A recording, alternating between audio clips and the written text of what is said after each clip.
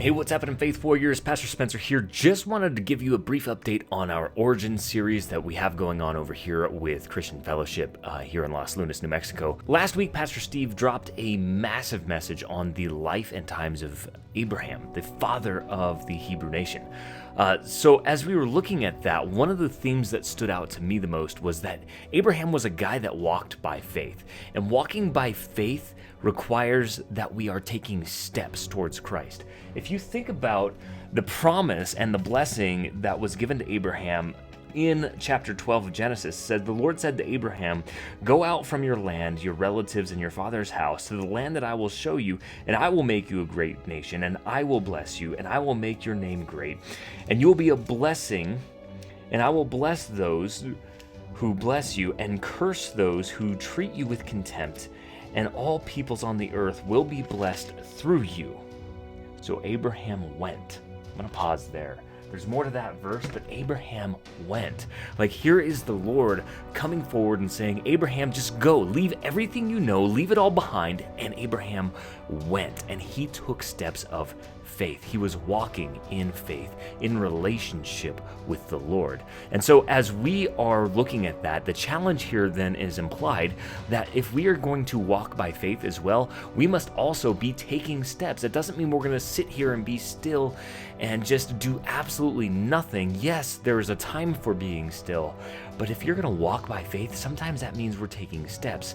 And I'm also going to say, sometimes those steps don't have to always be in the right direction. I don't have to sit here and think about, oh my goodness, am I going in the right direction? And sit here and ponder, what is the next right step? Let me remind you of the laws of physics. An object at rest stays at rest unless acted upon by an outside force. Don't let a negative outside force act upon you and cause you to go a different direction.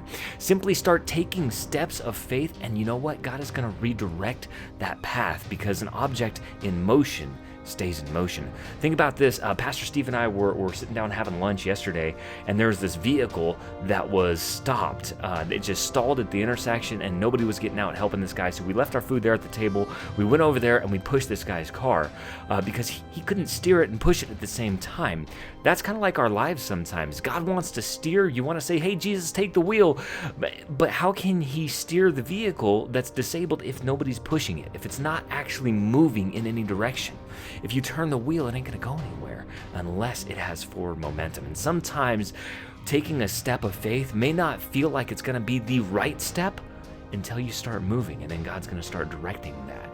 So Abraham's life, amazing story, amazing, challenging message. Go check that out. I'm also going to try to drop an interactive study guide here today as well, so check that out along with that. That message. I'm going to drop a link to last week's message here in the description as well, so you guys can go ahead and catch up on that.